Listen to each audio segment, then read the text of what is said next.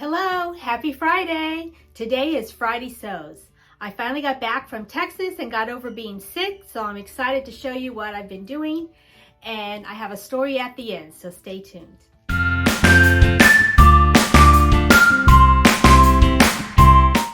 Before I left to go to Texas, I made myself a new little nightgown. I had this knit fabric I've had forever in my stash, and I just thought it was adorable with a little baby girl like my little granddaughter. And so I just took an existing nightgown that I have and I just traced out the pattern from that, and this is like a stretchy knit, and I just did a double fold hem and just stitched it down. And I just did the same thing with the neckline and the hem.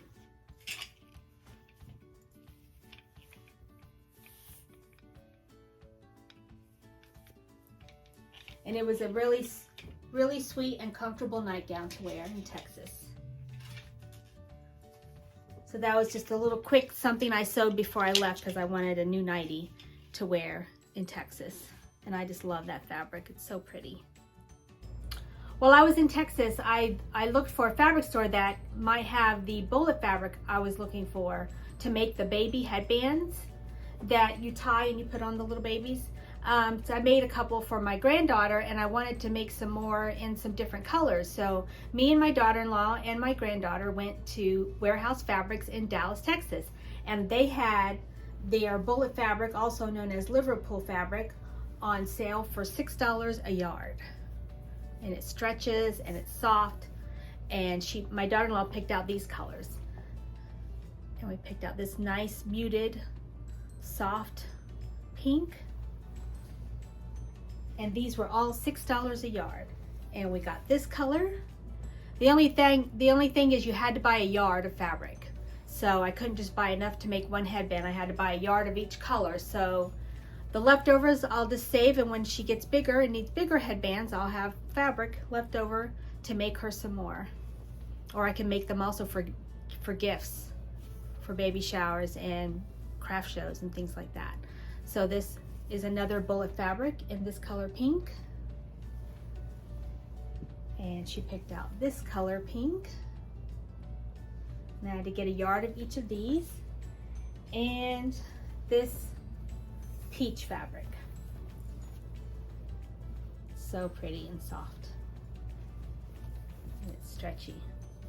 Go around the baby's head. And when I get ready to make those baby bow headbands for my granddaughter out of these 4 fabrics, I'm going to do a tutorial on show you how I hand tie these and how easy it is. So that will be coming up next week. And then I bought some fabric to make some dresses. I found this beautiful ITY fabric, and I just love the print. It's got a baby blue background with some pink flowers. You can see that. And I bought 3 yards of this, and it was $6 a yard. And it's super soft. I love it. And I got 3 yards of this fabric to make a dress. It's super soft and stretchy. So pretty. And then I got this one for $6 a yard also. This beautiful stretchy knit.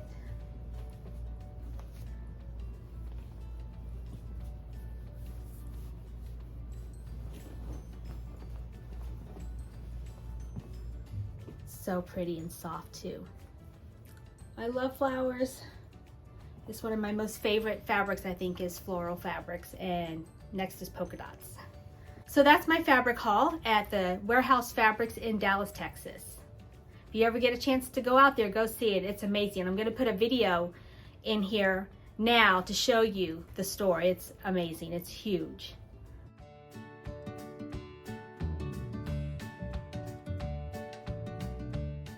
We're getting ready to go to the fabric store with Grandma.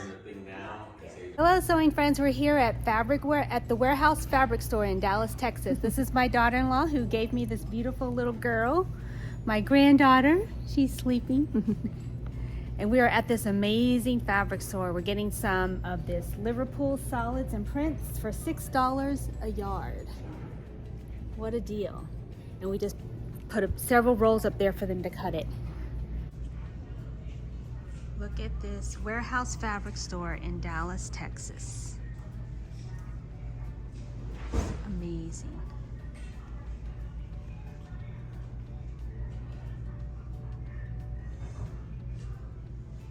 And this is just one room. There's more rooms.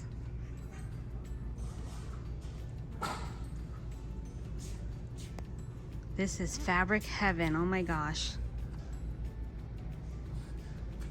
Amazing, beautiful fabrics. A lot of apparel fabric here.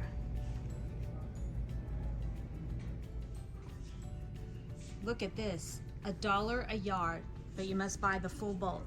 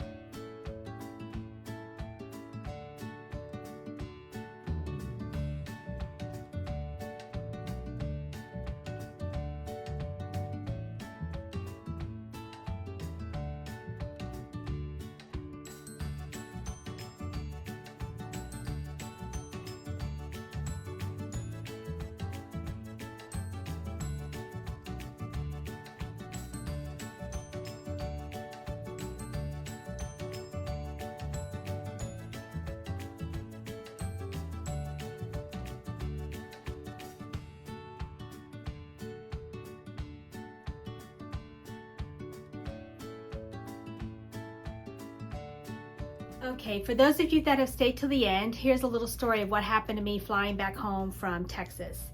If you don't know me, I don't like to fly, and I haven't flown very much in my whole life. I think the first time I ever flew on a plane was for our honeymoon in 1983. That was the first time. And then I think I flew maybe 3 or 4 more times.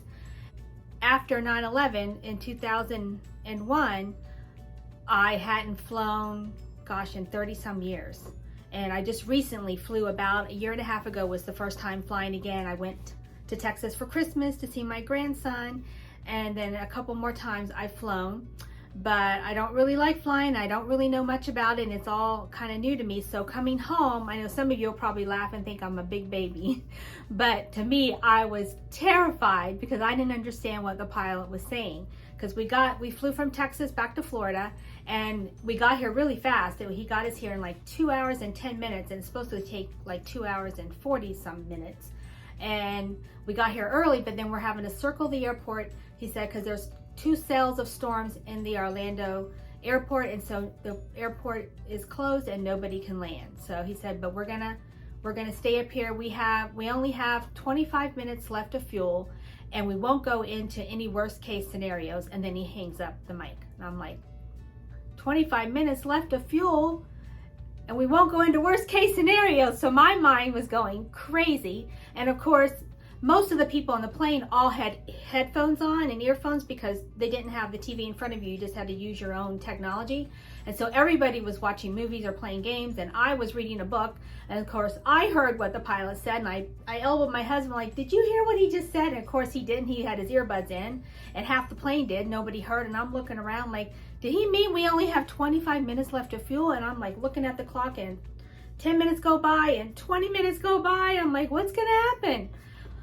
Are we just gonna fall out of the sky? What? I didn't understand, because like I said, I don't fly hardly ever. And of course I had to hear that, and half the plane didn't. And I'm looking around like for a steward or somebody to say, was he kidding that we only had 25 minutes left of fuel? But and then he came back on, he goes, okay, we're gonna try to land. There's a small window we can land at Orlando before this other cell of storms comes in. We only got one shot. And we'll see. If we can't take it, then we're gonna have to fly to Tampa and refuel. So I was just praying so hard, Lord, please let us land, please let us land. And it looked like we were going down and down and down. And I thought we were gonna land, and then all of a sudden we went back up. And I'm like, oh, he came back on and said, we're going to Tampa. But now I realize what he meant. We had 25 minutes of fuel to circle until we could try to land, or we'd have to go to Tampa. But he didn't say that. He just said, we have 25 minutes left of fuel, and we won't go into worst case scenarios. And that, my mind went crazy. I was scared out of my mind. For those 25 minutes, my heart was up here. I was dying, and everybody else was fine. And then we land in Tampa, and the funny thing is we land in Tampa, and half the plane's like, well, why aren't we getting off? And the little teenage girl sitting by her parents near me, she's like, why aren't we getting off? We're ready to go. You know, she wanted to go to Disney and Universal, and she goes, we're in Tampa. And half the plane didn't even know we're in Tampa because nobody was listening, because they all had their earbuds in. I wish I would have had earbuds in so I didn't hear it, because it just made for a very scary end of my flight. But they refueled pretty fast, and we got back in the air, and we got back to Orlando and landed. Thank God. I was so happy to be on land again. That was my funny, scary story. And I'm so happy to be home and be out of the sky. And it's going to take a lot of prayers to get me back up in a plane again, I think. But to see my grandkids, that's the only reason I do it, because I love them and I can't wait to see them again. But I had a wonderful trip, and I'll pop in some pictures here at the end of my granddaughter and my grandson, and a few pictures of our trip. Thank you so much for joining me today. Have a so blessed day. Bye for now.